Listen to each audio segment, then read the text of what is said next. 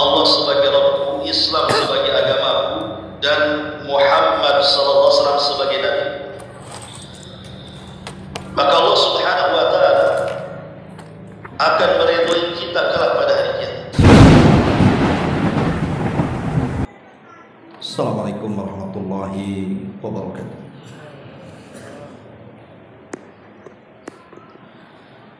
Alhamdulillah wassalatu wassalamu ala Rasulillah wa ala alihi wa sahbihi wa mawalah wa la hawla wa la quwwata illa billahi wa ba'du. Baik, kita lanjutkan kajian kita, masih membahas kitab Tauhid, dan kita masuk pada bab ke-15, bab qaulillahi azza wa jal hatta idza fuzzi'a an qulubihim qalu madza qala rabbukum qalu al-haq wa huwal aliyyul kabir. Bab tentang firman Allah Subhanahu wa taala, sehingga apabila telah dihilangkan ketakutan dari hati mereka para malaikat, mereka berkata, apakah yang telah difirmankan Tuhan?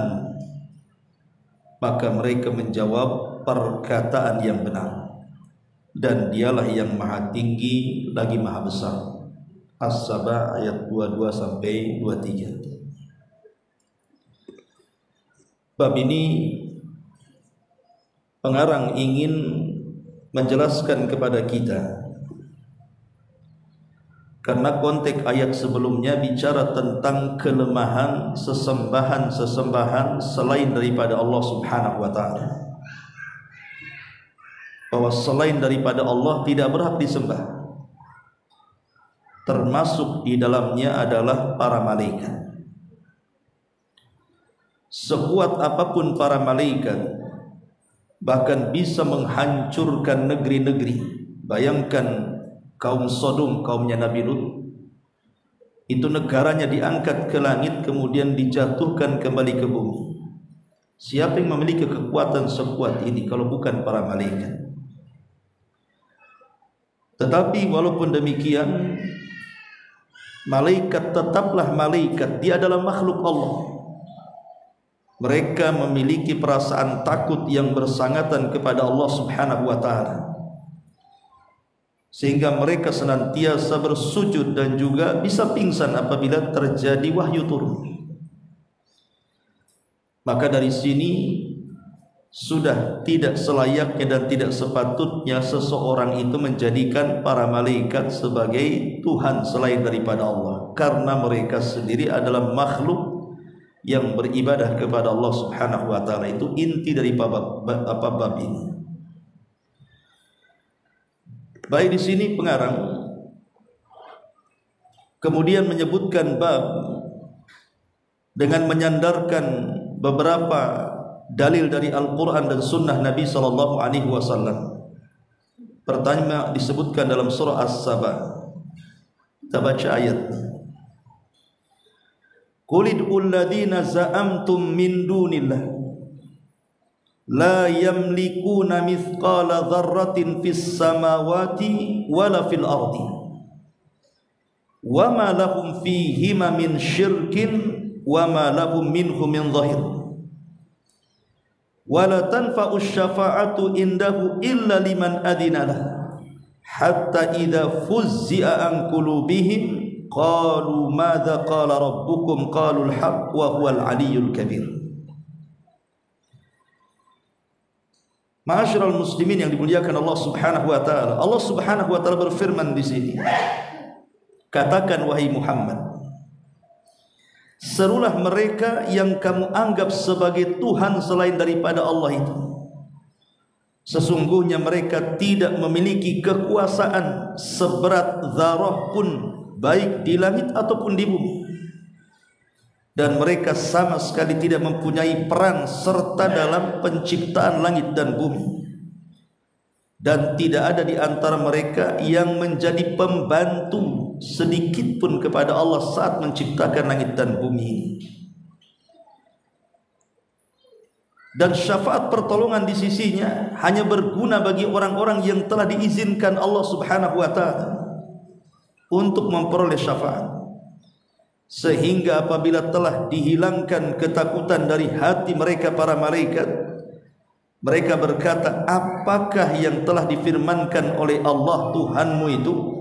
Mereka menjawab, perkataan yang benar, dan dialah yang maha tinggi lagi maha besar. Ayat ini menjelaskan tentang satu peristiwa besar yang ada di langit, di mana Allah Subhanahu wa taala menjelaskan ketika Allah Subhanahu wa taala menurunkan wahyunya, maka wahyu yang turun itu membuat takut para malaikat, dan itu digambarkan dalam hadis setelahnya. Ditafsirkan oleh hadis Nabi SAW surah As-Saba ayat 23 ini. Ini artinya hadis mentafsirkan Quran. Karena tafsir yang paling bagus itu adalah Quran mentafsirkan Al-Quran. Seperti ketika Allah Subhanahu wa taala berfirman dalam surah At-Tariq, At-Tariq wa ma adraka mat-tariq an-najmu sakit. Itu artinya Quran mentafsirkan Quran, dan itu yang terbaik. Tetapi kalau tidak ada Al-Quran mentafsirkan Al-Quran, maka beralih kepada hadis, di mana hadis mentafsirkan Quran seperti di sini, di mana Nabi SAW mentafsirkan surah Saba ayat 23, diriwayatkan dalam kitab As-Sahih Al-Bukhari dari Abu Hurairah radhiyallahu anhu. Nabi SAW bersabda, "Idza qadallahu al-amra fis samai dharabatil malaikatu bi ajnihatiha khud'anan liqaulihi ka'annahu silsilatun ala safwan yanfudhuhum dhalik hatta idza fuzziya an qulubihim qalu madza qala rabbukum qalu al-haq wa huwal aliyyul kabir fayasma'u mustariqus sam'i wa mustariqus sam'i hakadha ba'duhu fawqa ba'din." Wasafahu Sufyan bikaffihi faharrafaha wa maddada baina asabihi fayasma'ul kalimatu fayulqiha ila man tahtahu thumma yulqiha al-ukhra ila man tahtahu hatta yulqiha ala lisanis sahir awil kahin farubbama adrakahu syihab qabla an yulqiyaha wa rubbama alqaha qabla an yudrikahu fayakdhibu ma'aha mi'ata kadhbah fayuqalu alaysa qad qala lana yawma kadha wa kadha fayusaddaqu bitilkal kalimati allati sami'at minas sama. Nabi SAW mengatakan, apabila Allah Subhanahu wa ta'ala telah menetapkan sebuah perintah di atas langit sana, maksudnya Allah Subhanahu wa ta'ala hendak memerintahkan kepada para malaikat untuk bertugas apa yang kira-kira terjadi di bumi. Mungkin akan terjadi gempa, hari apa, bulan apa, tahun apa. Mungkin akan terjadi banjir, mungkin akan terjadi angin, mungkin akan terjadi tsunami, mungkin akan terjadi kesuburan, mungkin akan terjadi tumbuh-tumbuhan, dan begitu seterusnya. Jadi Allah Subhanahu wa ta'ala apabila memerintahkan kepada malaikat untuk bertugas memakmurkan bumi atau mungkin menghancurkan bumi, dharabatil malaikatu bi ajnihatiha khud'anan liqaulihi, maka para malaikat pun mengibas-ngibas sayapnya, tanda mereka patuh akan firman Allah Subhanahu wa ta'ala, seolah-olah firman itu yang didengarnya bagaikan suara besi yang bergemerincing, seperti rantai besi yang ditarik dari batu yang sangat keras. Nabi SAW ingin mengkinayahkan, bukan seperti itu, bukan wahyu turun itu seperti besi yang dipukulkan di batu. Nabi ingin katakan bahwa ketika Allah berfirman itu, maka akan terjadi suara yang sangat memekikkan para malaikat, sehingga mereka menjadi ketakutan. Kemudian apa yang terjadi? Karena ketakutan mereka, akhirnya mereka semua kemudian terjatuh dan pingsan. Terjatuh dan pingsan. Semua malaikat, termasuk juga Sayyidul Malaika Jibril alaihi salatu wassalam, ikut pingsan. Dan yang pertama kali siuman adalah Jibril alaihi salatu wassalam. Kemudian Allah wahyukan kepada Jibril untuk disampaikan kepada malaikat-malaikat yang lainnya. Karena tidak boleh menyampaikan wahyu dari Allah kecuali hanya Jibril. Karena itu tugasnya. Jibril itu tugasnya menyampaikan wahyu, sehingga dia saja yang tahu. Kemudian setelah Allah Subhanahu wa taala selesai menyampaikan sesuatu kepada Jibril akan peristiwa yang berlaku di bumi, maka semua malaikat pun kemudian siuman semuanya, terbangun semuanya. Kemudian pelan-pelan rasa takut pun mulai hilang. Makanya di sini Allah mengatakan, hatta idza fuzzi'a an qulubihim, sehingga apabila dihilangkan rasa takut dari hati-hati mereka para malaikat itu, qalu, sebagian mereka mengatakan, madza qala rabbukum ya Jibril, kira-kira perintah apa yang Allah perintahkan kepada kami wahai Jibril? Qal, maka Jibril kemudian mengatakan begini dan begitu, sebuah kebenaran, sebuah kepastian peristiwa yang akan berlaku. Wa huwal aliyyul kabir, dan dia zat yang maha tinggi lagi maha besar. Lah ketika Jibril ini menyampaikan wahyu kepada setiap malaikat dari mulai langit ke-7, ke-6, ke-5, ke-4, ke-3 sampai ke langit dunia. Di bawah langit dunia itu di atas awan, di situ ada pos-pos jin. Jadi jin itu suka naik ke langit. Kemudian cara mereka naik itu saling menopang jin satu dengan yang lainnya. Sampai Sufyan yang meriwayatkan hadis ini seperti ini, sampai jarinya disebutkan seperti ini. Jadi jin itu memangkul jin yang di atasnya, kemudian terus ke atas kayak orang panjat pinang, sampai akhirnya ke awan sana. Tentu masih di bawah langit. Lah jin-jin yang sedang membicarakan soal peristiwa bumi itu, salah seorang di antara mereka adalah yang mendengar ucapan para malaikat itu. Dari ucapan wahyu yang disampaikan kepada Jibril, yang Jibril sampaikan kepada mereka, nih jin-jin ini ada yang dengar bahwa akan terjadi peristiwa ini dan itu. Makanya di sini Nabi SAW mengatakan, fayasma'uha mustarikus sam'i wa mustarikus sam'i hakadha ba'duhu fawqa ba'din wasafahu Sufyan bikafihi faharrafaha wa baddada baina asabihi. Maka ketika kemudian setan-setan pencuri berita mendengarnya, pencuri berita itu sebagian di atas sebagian yang lainnya. Sufyan ibn Uyainah menggambarkan dengan telapak tangannya dengan merenggangkan dan dibuka jari jemarinya seperti ini, gitu ya. Ketika mereka menyadap berita, mendengar berita itu, kemudian disampaikan kepada orang yang ada di bawahnya. Tsumma yulqiha ila man tahtahu, kemudian disampaikan kepada yang di bawahnya. Kemudian yang di bawahnya disampaikan lagi kepada yang di bawahnya. Kemudian yang di bawahnya lagi sampai lagi di bawahnya sampai kepada jin yang ada di bumi itu. Baru jin yang ada di bumi inilah akhirnya mendatangi tukang-tukang sihir, para dukun, para bomo, paranormal, tukang ramal, kemudian memberitakan bahwa aku punya berita bagus, kau mau beli tidak kan? Akhirnya kemudian terjadilah transaksi antara jin dan paranormal tersebut.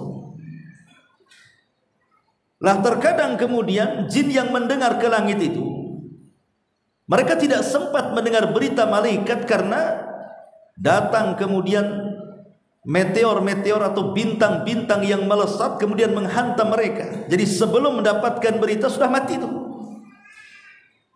Makanya di sini farubbama adrakahu syihab qabla an yulqiyaha, Boleh jadi sebelum jin yang di atas menyampaikan ke yang di bawah itu sudah terkena tembakan dulu kemudian dia mati. Atau wa rubbama alqaha qabla an yudrika. Atau boleh jadi sudah disampaikan beritanya kemudian dia terkena senjata mati dia, tapi beritanya sudah sampai ke bawah. Fayagdzibu ma'aha mi'ata kadzbah. Rupanya jin yang satu kepada jin yang berikutnya itu saling menambah-nambah berita. Satu kata jadi dua kata, dua kata jadi tiga kata, tiga kata jadi empat kata, akhirnya sampai di bumi itu jadi 100 kata. Jadi dari 100 kata itu satu yang benar, 99 itu istinya dusta. Kemudian yang di bawah akhirnya disampaikan kepada para dukun tadi, paranormal tadi, 100 berita itu, padahal yang benar cuma satu, yang 99 itu dusta. Kemudian mulailah dukun-dukun itu meramal, sehingga apabila dari 100 ramalan itu ada satu yang benar ramalannya, itulah yang mencocoki berita jin yang diambil oleh malaikat itu. Dan itu pula yang diviralkan, sehingga seolah-olah dukunnya sakti. Yang 99 yang diramalkan gak jadi, tapi tidak disorot media. Yang disorot itu yang benarnya saja tuh. Padahal 99% itu dusta, satu yang benar. Sebenarnya kalau kita istilahkan itu kebetulan saja itu, bukan karena dia sakti tahu yang gaib. Karena umumnya para dukun itu adalah pendusta. Kenapa? Karena referensinya saja para jin yang mendustakan satu dengan yang lainnya. Ini satu dalil yang disebutkan oleh Imam Bukhari dari hadis Abi Hurairah radhiyallahu anhu. Di sana ada riwayat yang lain. Jadi Nabi SAW satu hari duduk-duduk bersama para sahabat. Nabi SAW duduk-duduk bersama para sahabat.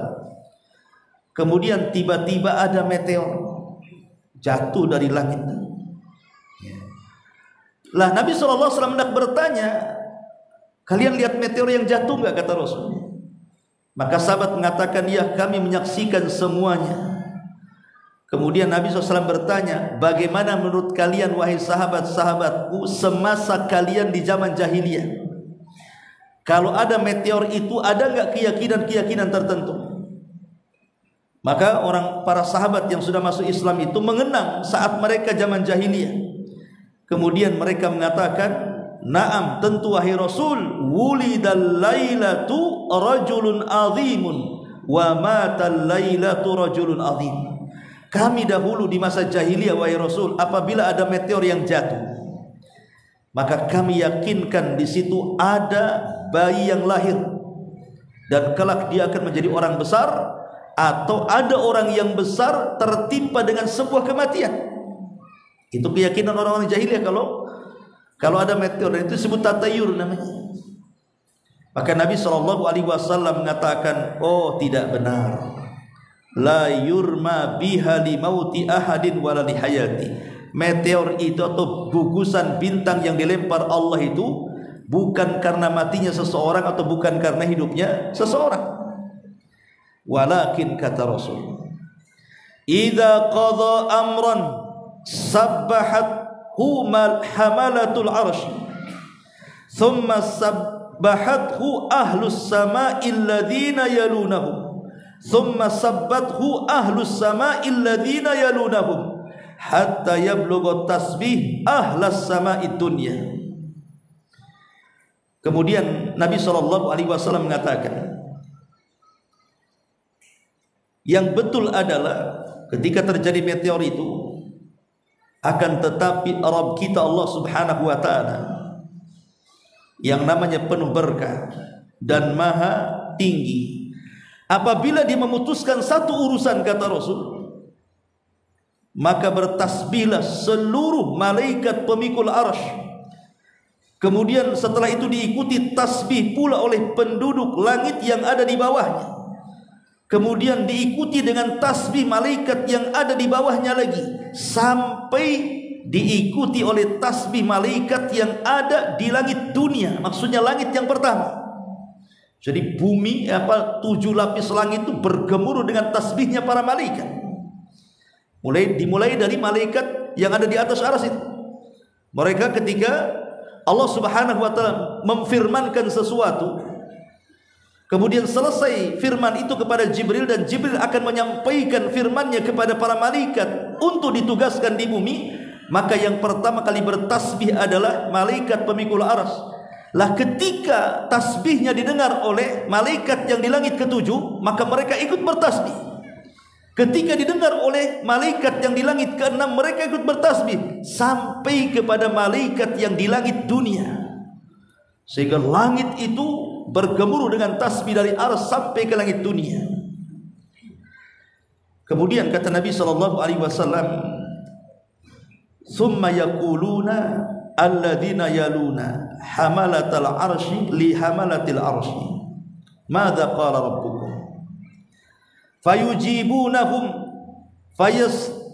fayastakhbiru ahlus samawati ba'duhum ba'dha hatta yablughal khabaru hadhihi as-sama'i dunya fatakhtiful jinnu as-sam'a fayulqunahu ila awliyaihim fama ja'u bihi ala wajhihi fahuwa sahih walakinnahum yufarriquna fihi wa yaziduna faturma syayatin bin nujum." Kemudian Nabi SAW mengatakan, kemudian orang-orang yang dekat atau malaikat-malaikat yang dekat dengan pemikul arsy itu bertanya kepada hamalatul arsy, malaikat-malaikat pemikul arsy, apa yang difirmankan Allah kepada kalian? Maka malaikat-malaikat pemikul arsy mengatakan, Allah berfirman dengan sebuah kebenaran. Lalu mereka ceritakan apa yang telah difirmankan Allah itu kepada penduduk langit yang ada di bawahnya. Kemudian diceritakan kepada yang di bawahnya lagi, sambil bertasbih sampai kepada langit dunia. Lah ketika malaikat yang di langit kedua menceritakan firman Allah itu kepada malaikat yang di langit pertama, itulah jin-jin yang ada di bawah awan itu, di atas awan itu, yang dekat dengan langit dunia, mendengar ucapan itu. Kemudian mereka pun menyampaikan kepada jin yang di bawahnya lagi, dibisikkan lagi jin kepada yang di bawahnya lagi, sampai akhirnya mereka pun ada yang tertembak dengan meteor kemudian mati, ada yang selamat. Pertanyaannya, Allah Subhanahu wa taala tahu bahwa beritanya bocor kepada kalangan jin. Kenapa Allah Subhanahu wa taala tidak membunuh jin-jin itu? Supaya berita itu tidak bocor kan? Maka tentu ini tidak lain dan bukan karena hikmah yang Allah Subhanahu wa taala kehendaki. Allah sengaja membiarkan ada sebagian kalimat itu bocor kepada jin yang kemudian sampai ke tukang sihir itu. Karena itu dalam bentuk Allah menguji bangsa jin, sama dengan Allah menguji bangsa manusia. Apakah benar keimanan mereka ataukah dusta keimanan mereka? Makanya Allah biarkan saja walaupun ada yang bocor 1 atau 2 kalimat itu. Karena itu dalam bentuk ikhtibar, ujian Allah Subhanahu wa taala kepada para jin, karena jin itu mukallaf sama dengan kita. Mereka dibebani syariat. Sebagaimana kita sholat, mereka juga harus sholat. Sebagaimana kita puasa, mereka juga harus puasa. Sebagaimana kita zakat, haji dan ibadah-ibadah yang lain, mereka pun kurang lebih saja. Jadi sengaja oleh Allah Subhanahu wa taala dibocorkan 1-2 kalimat itu supaya menguji mereka. Apa mereka tetap di atas kesesatan ataukah mereka mau mengikuti petunjuk Allah Subhanahu wa taala? Ma'asyiral muslimin yang dimuliakan Allah Subhanahu wa taala. Ini juga di antara riwayat yang sahih, tetapi di sini pengarang Syekh Muhammad bin Abdul Wahhab kemudian juga menyebutkan riwayat Nawas ibn Sam'an, walaupun riwayat Nawas ini dilemahkan para ulama. Diriwayatkan para ulama, dilemahkan para ulama, dan itu yang kuat, walaupun secara makna kurang lebih saja.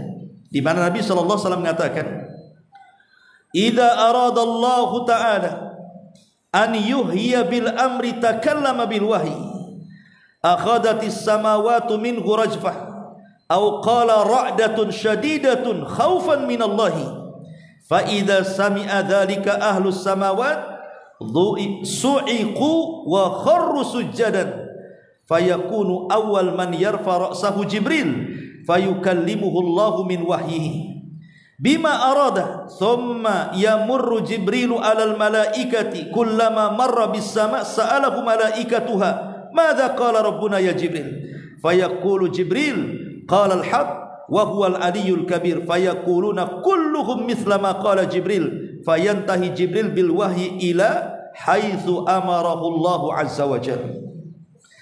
Apabila Allah hendak mewahyukan perintahnya, maka dia firmankan wahyu tersebut dan langit-langit bergetar dengan kerasnya karena takut kepada Allah azza wa jalla. Jadi yang takut ketika Allah berfirman bukan hanya malaikat, langit-langitnya takut. Karena langit makhluk dari makhluk Allah, langitnya ikut takut. Saking takutnya mereka bergetar. Dan ketika para malaikat juga mendengar firman tersebut, mereka bukan hanya bergetar, pingsan malaikat. Kemudian mereka pun bersujud. Dan di antara mereka yang pertama kali bangun adalah Jibril. Maka Allah sampaikan wahyu yang ia kehendaki kepada Jibril. Kemudian Jibril melewati para malaikat. Setiap ia melewati langit, maka para malaikat akan bertanya kepada Jibril, apa yang telah Allah firmankan atau perintahkan kepadamu Jibril untuk kami? Maka Jibril mengatakan begini-begini, perkataan yang benar dari Allah subhanahu wa ta'ala. Dan dialah yang maha tinggi lagi maha besar. Dan seluruh malaikat yang ia lewati bertanya kepadanya seperti pertanyaan pertama. Demikian sehingga Jibril menyampaikan wahyu tersebut sesuai dengan yang telah diperintahkan Allah kepadanya. Jadi mulai dari Hamalatul Arsy yang paling tinggi, ya malaikat-malaikat pemikul arsy itu, sampai kepada malaikat yang ada di langit dunia mengetahui semua kabar yang Allah firmankan kepada mereka. Lah ketika sampai kabar itu di malaikat-malaikat yang terdapat di langit dunia, disitulah terkadang terjadi kebocoran berita yang kemudian jin-jin oleh jin itu diambil. Karena di zaman itu, di zaman sebelum diutusnya Nabi SAW, jin-jin itu biasa naik ke langit. Seperti orang panjat pinang dari pundak ke pundak sampai akhirnya mereka buat pos di atas awan itu. Lah yang berada di atas awan di pos-pos itulah mereka menanti-nanti kalau ada berita-berita apa dari langit itu. Lah ketika kemudian berita yang mulai dari Hamalatul Arsy sampai ke langit dunia bocor sampai kemudian ke telinga jin, itulah yang kemudian kalimat yang satu itu dijadikan bahan oleh jin untuk dijual kepada para dukun dan paranormal. Tapi sudah dicampur aduk dengan 100 kedustaan. Jadi yang satu benar, 99 semua dusta. Dari sini kita tahu bahwa ada hubung kait antara bangsa jin dengan para dukun. Makanya Allah Subhanahu wa taala berfirman di dalam surah Jin ayat 8 sampai 9, "Wa anna lamasna as-samaa'a fawajadnaha muli'at harasan syadidan wa syuhuba wa inna kunna naq'ud minha maqa'ida lis-sam'i faman yastami'il an yajid lahu shihaban rasada." Dan sesungguhnya kami, kata bangsa jin, telah mencoba mengetahui rahasia langit, maka kami mendapatinya penuh dengan penjagaan yang sangat kuat dan panah-panah api atau meteor-meteor yang akan menembak mereka. Dan sesungguhnya kami dahulu dapat duduk di beberapa tempat di langit untuk mendengar berita-berita dari langit. Tetapi sekarang barang siapa yang mencoba dengarkan seperti itu, tentu akan menjumpai panah api yang mengintai untuk membakar mereka. Jadi para jin mengakui dulu sebelum diutusnya Nabi mereka bisa naik ke langit itu. Tapi setelah diutusnya Nabi, tidak ada satupun jin yang bisa naik ke langit. Dan tidak ada satu jin pun yang dapat berita dari langit. Sehingga iblis ini heran, kenapa anak buahnya tidak bisa naik lagi? Karena setiap naik dipanah oleh meteor, tidak ada yang selamat satupun. Setiap naik pasti mati. Sehingga di zaman Nabi SAW tidak ada jin-jin yang sebelum Rasul diangkat menjadi Nabi mereka bisa naik, tapi setelah Rasul diangkat jadi Nabi, langit jadi terjaga. supaya tidak tercampur antara wahyu Allah dan perkataan syaitan. Makanya diputus tuh. Lah sehingga kemudian iblis ini yang selaku kepala mereka mencoba mencari-cari berita, ada apa? Kenapa kok tidak bisa anak buahnya naik ke langit? Dari situlah kemudian diutuslah jin-jin khusus, Kopassus gitu. Kemudian carilah berita sampai di mana. Lah kebetulan ada jin-jin yang berasal dari Nasibah. Nasibah itu satu kabilah jin yang ada di Yaman. Itu kebetulan sampai di kebun kurma milik Mughirah, perbatasan Taif dan Mekah. Lah ketika itu Nabi SAW baru saja berdakwah ke Taif, tapi tidak diterima oleh orang Taif, justru dilempari batu. Maka Rasul lari 1 mil sampai akhirnya beristirahat di kebunnya Mughirah. Ketika waktu subuh itulah Nabi SAW sholat subuh. Ketika sholat subuh Rasul membaca Al-Quran. Maka jin atau sekitar 7 atau 8 jin dari Nasibah itu mendengarkan pula apa yang dibaca Nabi SAW.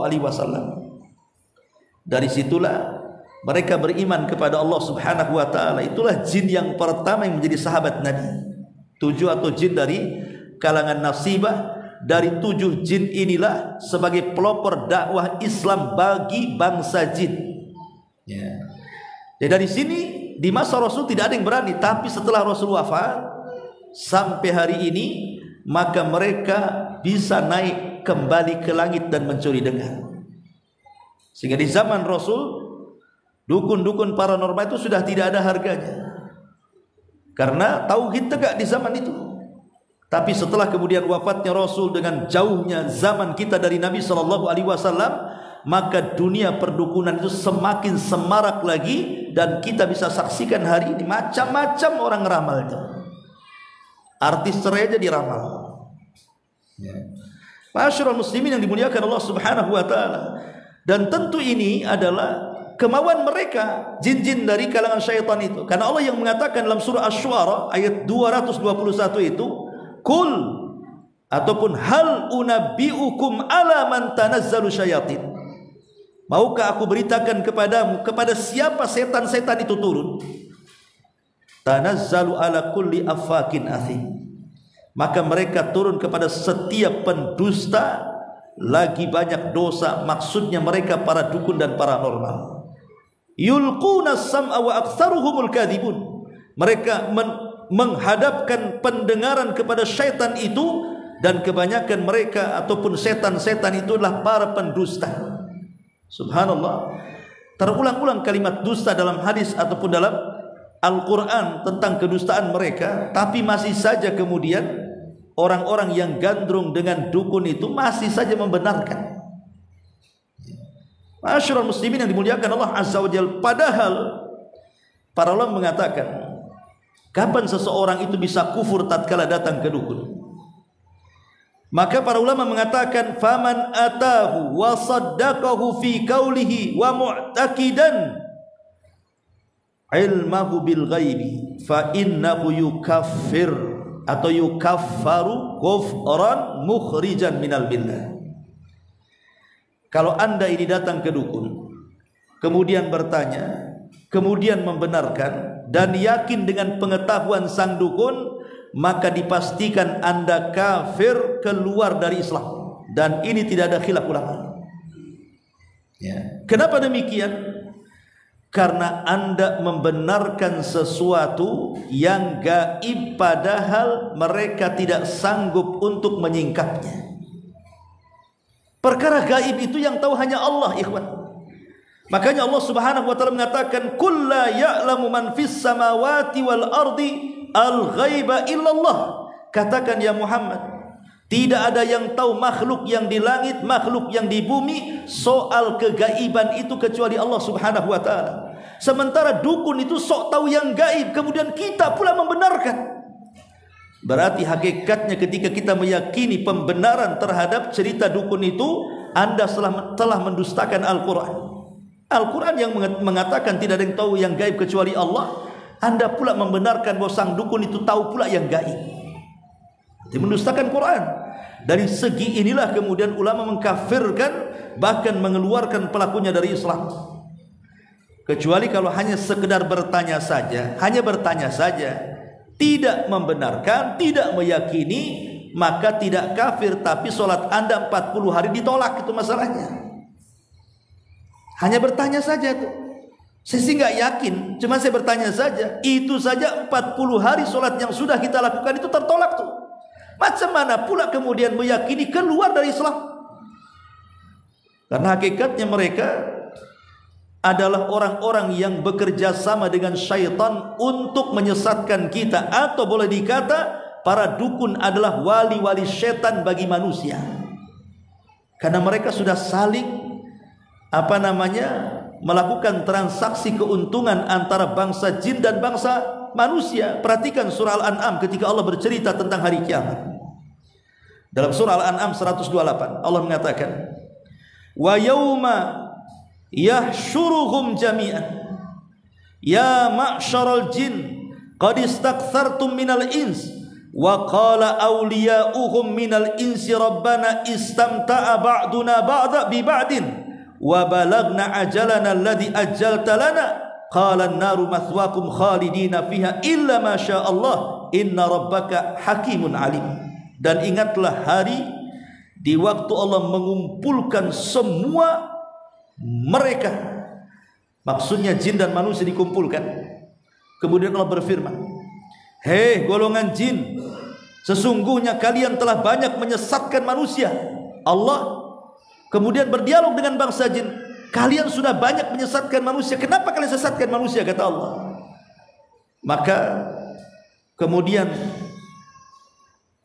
mereka berkata, maksudnya ketika Allah mengatakan, hai golongan jin, sesungguhnya kamu telah banyak menyesatkan manusia, lalu berkatalah kawan-kawan mereka dari golongan manusia itu, dibela pula dengan manusia itu yang merupakan rekannya ketika di dunia, ya Rabb kami, sesungguhnya sebagian daripada kami telah dapat kesenangan daripada sebagian yang lainnya dari mereka bangsa jin, dan kami telah sampai kepada waktu yang telah Engkau tentukan bagi kami.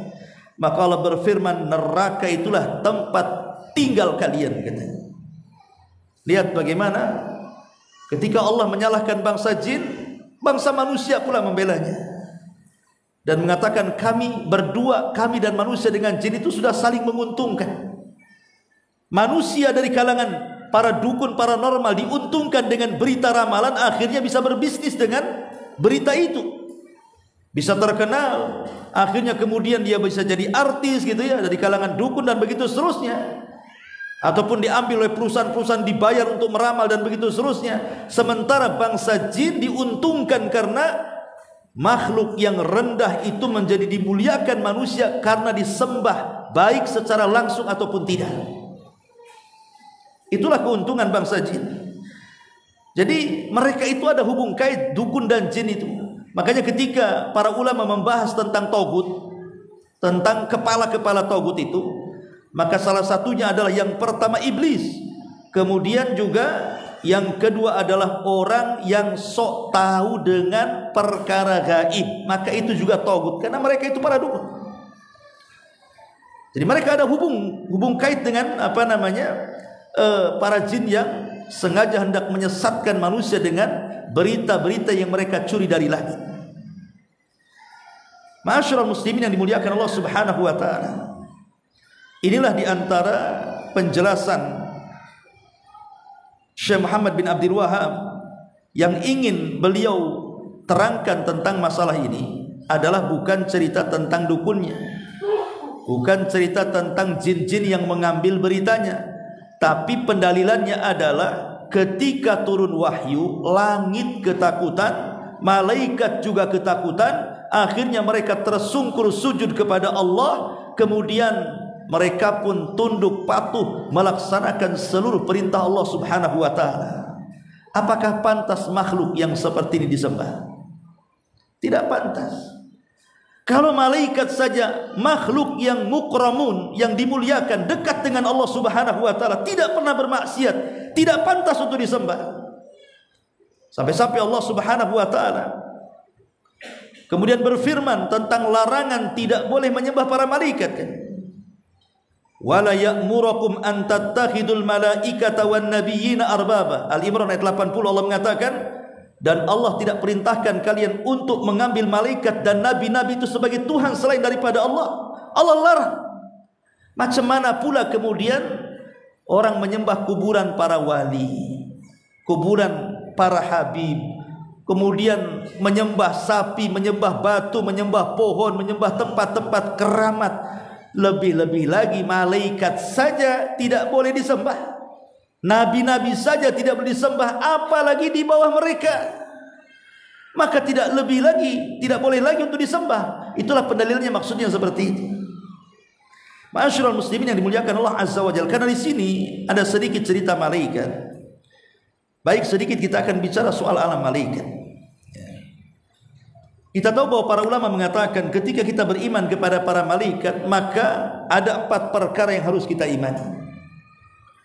Pertama, kita beriman dengan wujudnya malaikat, bahwa malaikat itu ada, jangan diingkari, dan kita bisa rasakan keberadaan mereka.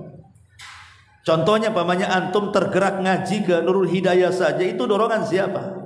Malaikat yang dorong supaya antum ngaji ke sini. Qarin dari kalangan malaikat itu yang berikan was-was kebaikan sehingga langkah-langkah antum akhirnya sampai juga di pengajian. Sebagaimana alam gaib dari kalangan jin bisa kita rasakan kan? Ketika kita tiba-tiba ada was-was untuk melaksanakan kemaksiatan kepada Allah, itu dorongan mereka tuh, jin-jin jahat yang disebut dengan syaitan itu berikan was-was. Jadi kita harus yakin dengan wujudnya para malaikat. Yang kedua, beriman tentang nama-nama yang memang tertetapkan secara dalil, dan yang tidak tertetapkan secara dalil kita pun wajib beriman bahwa jumlah malaikat itu banyak sekali, dan yang dikenali namanya cukup yang ada dalilnya saja, seperti Jibril, Mikail, Israfil, dan begitu seterusnya. Kemudian yang ketiga, wajib beriman dengan sifat-sifat mereka. Kita harus mengenali sifat-sifat malaikat itu seperti apa. Dan yang terakhir tentu kita harus juga meyakini tentang bahwa mereka adalah makhluk yang ditugaskan oleh Allah Subhanahu wa taala untuk kemaslahatan alam semesta, khususnya kita manusia. Itulah 4 perkara dari para malaikat itu yang wajib diimani. Ma'asyiral muslimin wal muslimat rahimani wa rahimakumullah. Kita tahu bahwa asal penciptaan malaikat itu dari cahaya, sementara jin dari api dan manusia dari tanah. Secara tartib hadis, malaikat itu disebutkan di awal, kemudian setelah itu Rasul menyebutkan jin, kemudian setelah itu Rasul menyebutkan Adam. Berarti malaikat itu makhluk yang berakal yang pertama kali diciptakan. Baru setelah itu Allah ciptakan jin, baru setelah itu Allah Subhanahu wa taala ciptakan Adam alaihi salatu wassalam. Dan malaikat juga adalah makhluk yang dekat dengan Allah, dan mereka adalah ahli ibadah, dan mereka adalah makhluk yang takut kepada Allah Subhanahu wa taala, sehingga kita bisa melihat bagaimana ibadah malaikat itu luar biasa. Contoh saja, mereka makhluk yang senantiasa bertasbih kepada Allah dan tidak berhenti-hentinya mereka bertasbih. La yafturun, tidak bosan. Lain dengan kita terkadang bosan ibadah, tapi malaikat tidak bosan. Makanya ketika Nabi bercerita tentang masalah merapatkan saf dalam solat, apa kata Rasul? Ala tasuffuna kama yasufful malaikah. Kenapa kalian tidak membuat saf seperti malaikat membuat saf? Artinya dengan merapatkan bahu dengan bahu, kemudian mata kaki dengan mata kaki. Itulah safnya malaikat. Ya. Sudah isya ya. Baik, kalau sudah isya di sini. Allah sebagai Islam sebagai agama dan Muhammad sallallahu alaihi wasallam sebagai